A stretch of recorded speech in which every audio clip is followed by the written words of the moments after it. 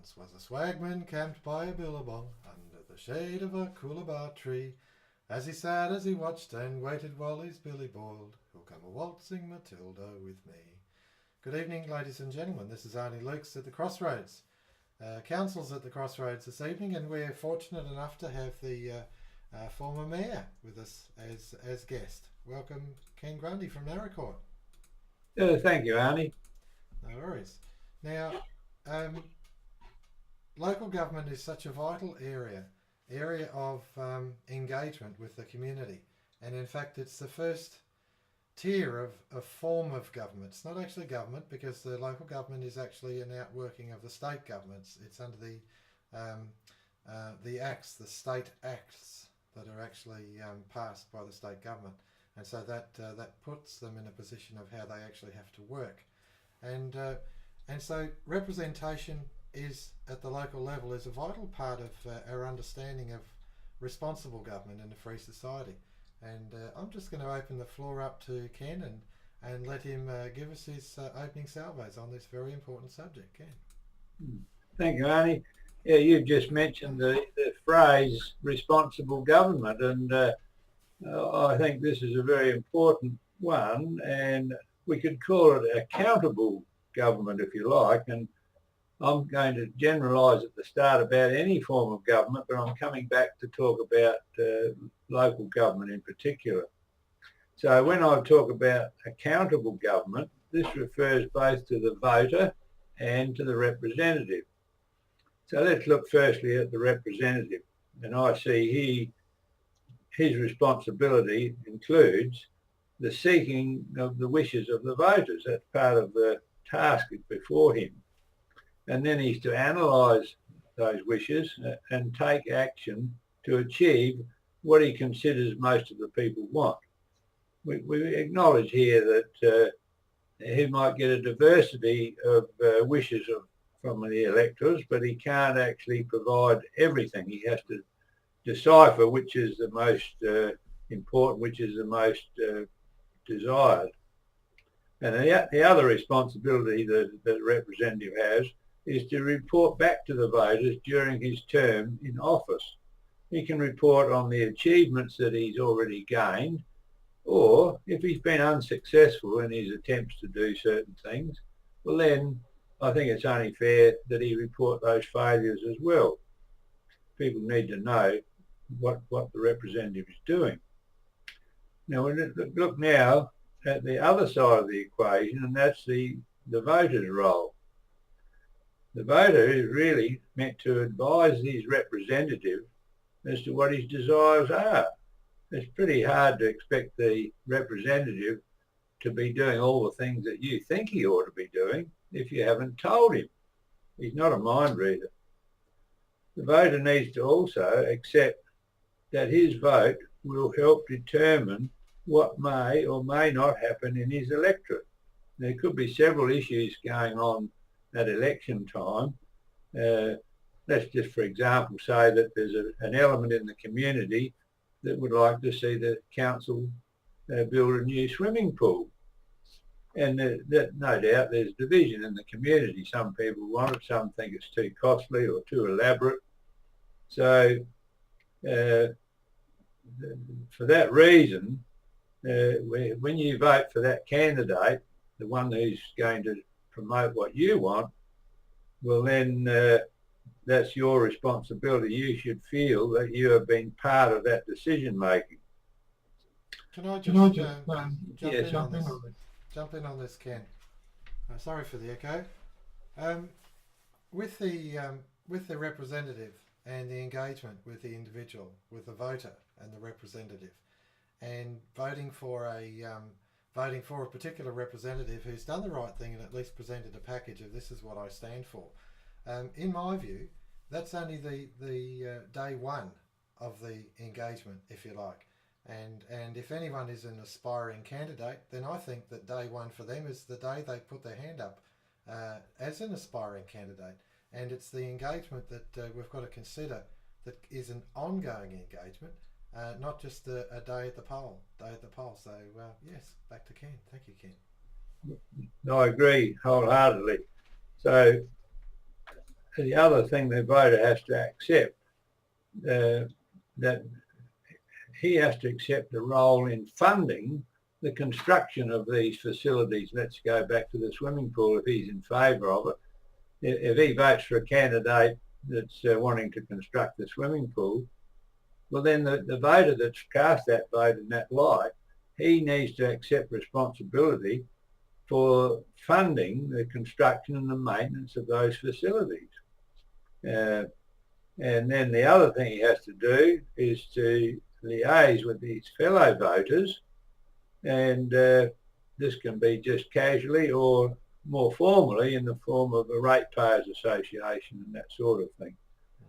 So really, the people who vote at local government level, or any state or federal as far as that goes, they should be the people who have a stake in the community, and by having that, then they do qualify in my book as responsible voters. You've got a responsible voter, you've got a responsible candidate and responsible representative, then you're on the road to having responsible government. I think these are very valid points, Ken, that the engagement, and you've illustrated that well, the engagement between the candidates, aspiring politicians, and the actual successful politician who becomes the area representative, and the electorate, and that has to be on an ongoing basis, not a one-off. And so, to me, democracy isn't about the vote. It's about engagement. It's actually participation, and that's unending. It doesn't stop. And I've got some illustrations up here about communising a country and things like that. And to me, it's very important. I'm going to bring them up later, but it's very important when you look at the 10 steps to communise a country that it's you're actually losing engagement, you're losing power, you're losing the opportunity to have a say, and this is being stifled. And when you realise that, if you don't take up your opportunity to have representative government, it will be lost. Back to Ken. Thank you, Ken. Yes, well, continue on that point of yours. As we centralise things more and more, we get larger and larger local governments, we get even larger state government electorates, and of course they're massive when it comes to federal government. And people just need to think pretty basically that what chance have they got of influencing their representative? And if you think about it, compare what hope you might have of influencing your federal member of parliament with, I'm not too sure whether there's 60 or 80,000 voters in that electorate, possibly more. And so you're just one of the 60 or 80,000, whereas in the state government electorates, you're probably one in maybe 25,000. Again, I can't be accurate about those figures, but I don't know. But when it comes to local government, you usually see your councillor down the street or at the footy or somewhere like that, or a church, and it's you have that one-to-one contact with him, and he feels responsible to you because you know him, he knows you, and other people are quite conscious of what the discussion's going on about. So that always is a better way to have things, have as smaller electorates as possible, so that you have better contact and responsibility there. I'm just going to cut over you, Ken, and I'll take us to our website because we've got some excellent reading there, and I'll show you the I just saw it, where was it, there it is, Baldwin T, Labor Socialist Strategy for Destroying Local and State Governments. Now this article here is going to take you through a plan where they took to regionalising our councils, making them larger, making essentially the CEO the main person in charge of councils, with the assistance of the mayor. And so the CEO and mayor were essentially, the mayor was the human face of the councils, and then the CEO was just directing traffic as to what was going to happen. Now this method of regional councils with a CEO and a mayor as the dominant figure, this comes from the United Nations. This comes from the United Nations on Sustainability and Development Agenda 2030. These are very important things to start to get your head around and start to engage in and find out about, because they're affecting how local government works. And if we don't have a say in local government, we've got even less chance to have a say in our state or federal. Back to you, Ken. Yes, well, continuing on about only people being responsible or accountable to vote, leads me to our own. I'm talking now to the audience. I must remind them that I'm talking about South Australia. But we have an election coming along this end of this year in November, and our council newsletter came out the other day reminding us, for all those who are thinking about nominating, etc., to make note of the times that all that has to occur before the poll. And then they said in one paragraph here, the council voters' roll, R-O-L-L, you may be eligible to be on the council voters' roll if you are one of the following. And I won't go all through them, but I'll just read you this one. And it says, if you are a resident or, this is the important bit, or a non-Australian citizen who has lived at your residential address for 1 month or more, you can enrol to vote in that council area. And I was absolutely staggered when I read that, and I did some research to find out where this new criteria for qualifying to vote in councils came from. I thought it must have been something new. And I was really surprised when I learnt from the Office of Local Government in South Australia that this has been set out in Section 14 of our Local Government Elections Act in 1999. And furthermore, it says here the provision has been in place since the commencement of the Elections Act, and similar provisions were included in a section of the repealed Local Government Act 1934. I just could not believe that we had such a facility there to let those people vote. Now, this goes back to where I was before, that you should really, to qualify for a vote, in my opinion, you need to have a stake in that community. And perhaps we'll just have an analogy that if you're a member of the cricket club, you can vote on the management of the cricket club. All those decisions that they make, you can have a say. But if you're a netballer or somebody in the caravan park been there for a month, you certainly wouldn't expect or be entitled to vote at the cricket club meeting, would you? But here we are, we're going to conduct a council election, and somebody that's, I call them visitors or tourists, that just happen to be, might be your aunt from New Zealand, stayed with you for a month, she'd be allowed to vote. Now, these people can influence that council's outcome. Yeah, it's just, it does not bear thinking about it, and I'm just staggered that it's been on the books for so long. So I'll just recall my earlier thoughts in my life that, and they're obviously wrong, that council voters on council elections one time had to be ratepayers. They were the contributors, so they had the say. And then I understand that they did change it to the franchise of people who are eligible to vote in state and federal elections, but certainly not these visitors. That was a new one to me. And the reason that this is my thinking, why they converted it to everybody on the state or federal roll, was the fact that more federal and state money was poured into councils, so the people that were paying taxes, even though they weren't perhaps ratepayers, they might have been, renting a house in town like a school teacher or a bank manager or something like that. They weren't paying rates directly to the council, but in another way, seeing as they paid taxes to state and federal government, which was coming back to the council, so they were all given a vote. But anyhow, that all my thoughts about that were wrong.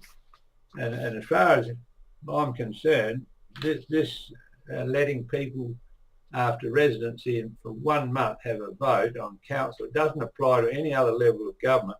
That just has to be changed if we are ever going to have responsible government. Thank you for that, Ken. I'm just going to cut across to our website because I've taken the trouble to place a lot of these local government acts into our archives, into our library. And you'll see here that the VET scheme, which is the Victorian Energy Emission Trading Scheme, this is tied in with the greenhouse gas emissions in the Local Government Act in Victoria.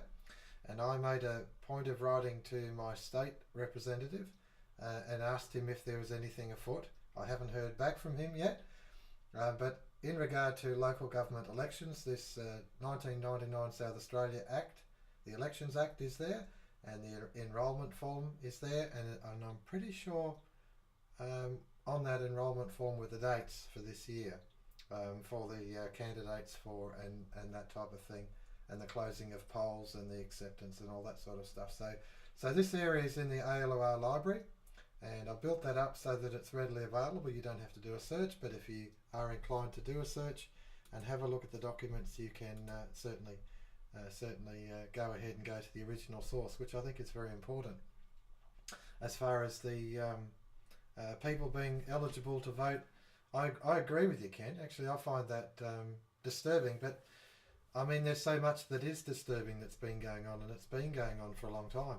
And one of the things I guess I would sort of touch on, because this week is the 200 years of Karl Marx's birth, and he's essentially a protege of the communist activists within Australia, and they're big on regionalisation. They're big on the United Nations. They're big on taking away representative government, and I just wanted to touch on again the 10 steps to communise a country. And what has this got to do with local government? Well, in my view, it's got everything to do, because the abolition of private property is one step. Heavy and progressive or graduated income tax. Now, hang on a sec. Council rates. I've never known council rates to go down. I've never ever known council rates to go down. And the thing is that this point 5, centralisation of credit in the hands of the state. Now, in here, we've actually got under Butler. I think it is. Where is it, Butler? It's the Yarra Glen report. There it is. And the Yarra Glen report's about solving local government financial problems. Now, if you come back to the centralisation of credit, which Marx talks about, and the fact is that local councillors have thought about this before, and how to actually resist, if you like, the Bolshevising of our nation. And this Yarra Glen report in our library is very important. I see that as fundamental to us understanding how we can actually source funds to run local government. And again, these things, the only thing more powerful than the government is the will of the people. If the will of the people, if the people are willing, and that's this whole question. This is why you talk about local government engagement, participation. There's got to be a willing person in it, and I find it fascinating. I'm privileged to actually receive a copy of a book by a bloke. I've only just received it. It was yesterday, and it's a very important book. And this is Weary Dunlop, The War Diaries, and quite a tome, if you like, or tom, whatever. Quite a formidable writing there. But here were these prisoners who, even in the introduction to the book, they talk about there had to be a purpose behind what they were doing, and so they found purpose in their prison situation. They found purpose, and the fact is that in spite of their adverse circumstances, they found purpose, and they were holding parliamentary meetings. They had their own parliament there. They were holding discussion forums, education. There was a resident professor who was teaching them, and of course Weary Dunlop, who was the most senior person at that time. He was actually elevated to the focal point, the person in charge of the imprisoned forces, because of such a vital role that he was needed to play. And that vital role, of course, had to do with health, psychology, well-being, and cohesiveness, and so it really was a mission where the prisoners of war were closer together in a prison camp than they were outside in the free world in Australia, and it's a fascinating story. Where does all of this lead us to? It leads us to our engagement in that as the oppression of this if you like, the Bolshevik dictatorship that's coming on us, we've got to come together and we've got to do things about it. And the fact is that we've got to accept our responsibility and take it on. I keep on harping it, but we've got to accept responsibility. Yeah, back to you, Ken. Yeah, well, it's so right what you're saying. I mean, let's face it, most people in the community, they criticise the government uphill and down. And they say they ought to do this and they ought to do that. Why don't they?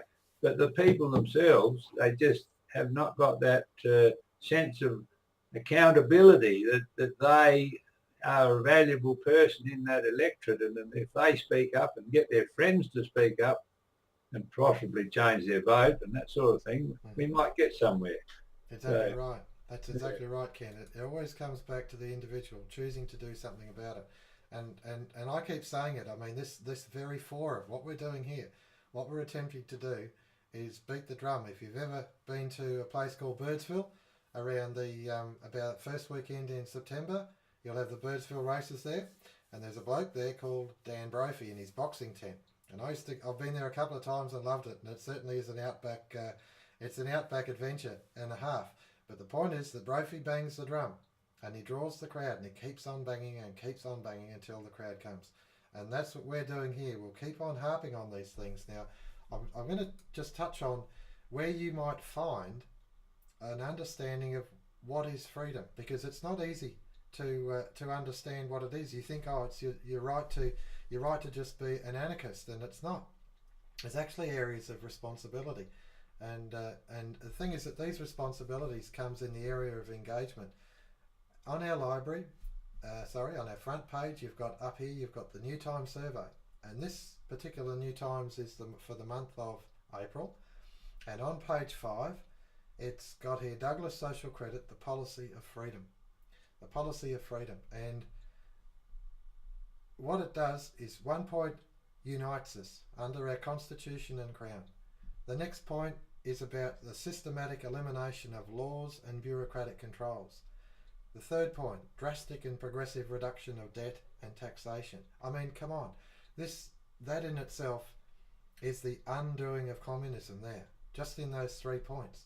And then, of course, you work through the other points, and you're beginning to have a deeper understanding of what's required. Freedom.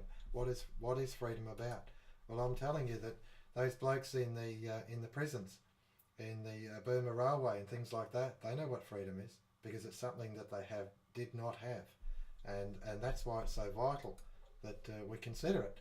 And what does it take? It takes effort, engagement, and it starts with the individual having a go. Ken. Yes, well, people think of freedom as being liberated, like letting the lion out of the cage or something, but even using that example, the lion has to be very mindful that the what do you call them, the hunters are still chasing him, aren't they? So it's more than just being liberated. You have to work on it and make sure that you can maintain that freedom. But there's an article I'd like to refer to, Arnie, here, that it's an example of this responsibility I'm talking about when it's taken away from you. Now, again, I would remind our audience that this is a South Australian example. We've just had 16 years of ALP government, and they were having a merry old game there, gathering more and more power to themselves away from the local government. We had a minister for planning, and his name was John Rao. And I've had this has actually come from a newsletter from SOS, Save Our Suburbs, Adelaide, and they're quite, they're lobbying for all the things that we'll come to in a moment. But this John Rao, he brought in the disastrous Planning Act last year, which developers had been lobbying for. So here we go. This is an example. They'd actually been lobbying for something and they got it. But the people who didn't want it probably just sat back or remained unaware of what was happening until it was too late. So this is why you have to be very vigilant in every issue. Anyhow, while he was planning minister, he removed councillors and councils' development assessment panels. And now councils used to be able to approve or disapprove, or if you wanted to build a house or build a factory or something like that, you had to lodge the plans at the council, and they went right through it and measured it against their development policy. And you either got the tick or you didn't, or maybe you had to go back and modify something, and then you got the approval, and then you could go ahead with the building. Well, it was in my time in council that they actually removed the council's total control over that. So they created these development assessment panels, and that had to be made up of 3 councillors, 3 members of the public, and an independent chairman. So you can see straight away that the council could not have a majority vote on that panel.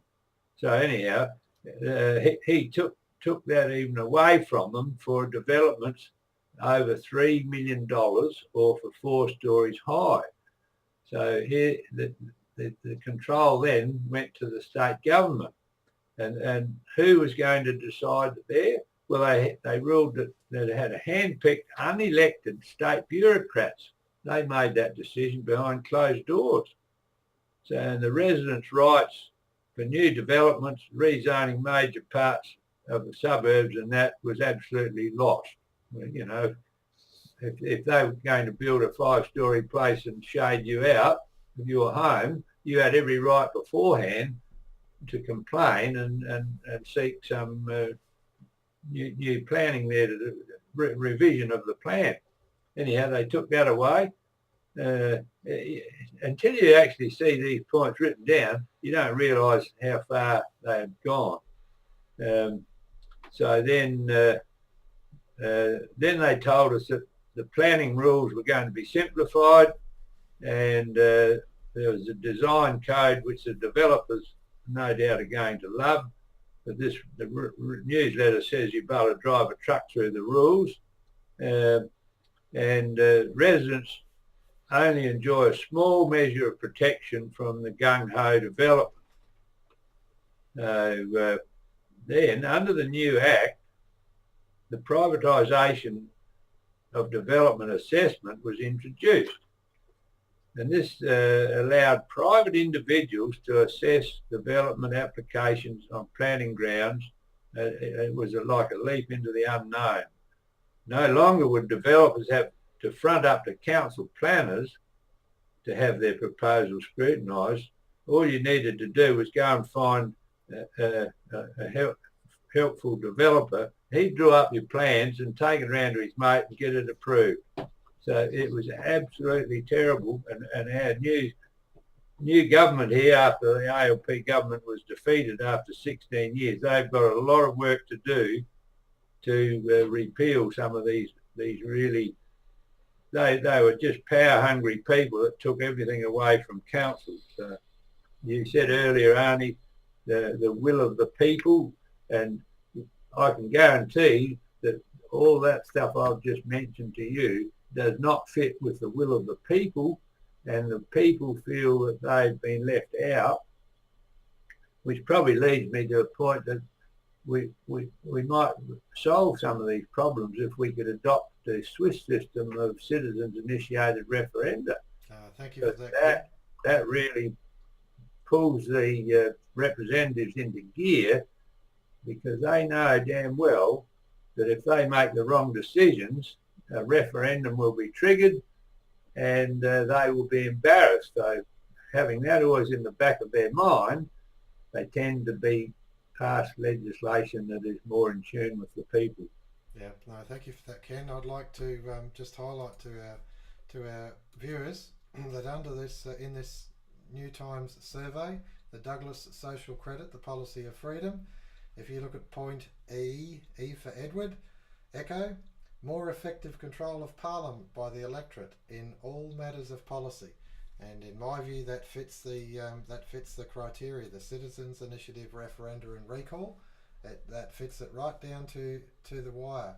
And if we go to our library, I'm just driving it a bit here, but if you go down to our library, it's Geoffrey Dickie Walker, wasn't it? Yeah, Geoffrey Dickie Walker is. I'm just trying to find it. Can I find it? Walker, there it is. Yes. So I'll cut across to it, and I'll just show you here on the right-hand column is Geoffrey Dickie Walker, The People's Law, Citizens' Initiative referenda. So we've got it there for your use, so that you can look at these things.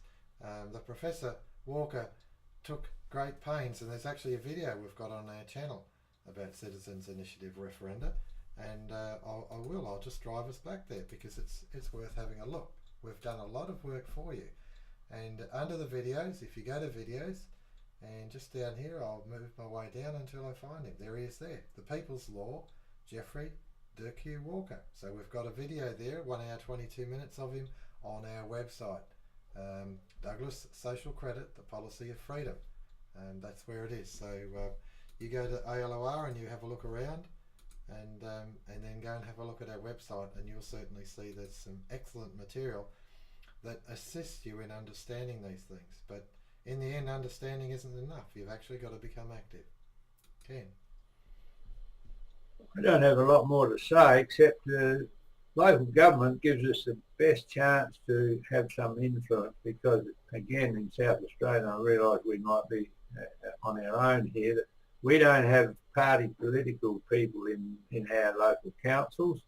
So the councillors are really there just to represent the people, and so it's much easier to influence them when they haven't got the union or some other group telling them what they have to do. So, they don't have to offend anybody by voting for what the people want. They're not going to alienate themselves from some of these power bosses.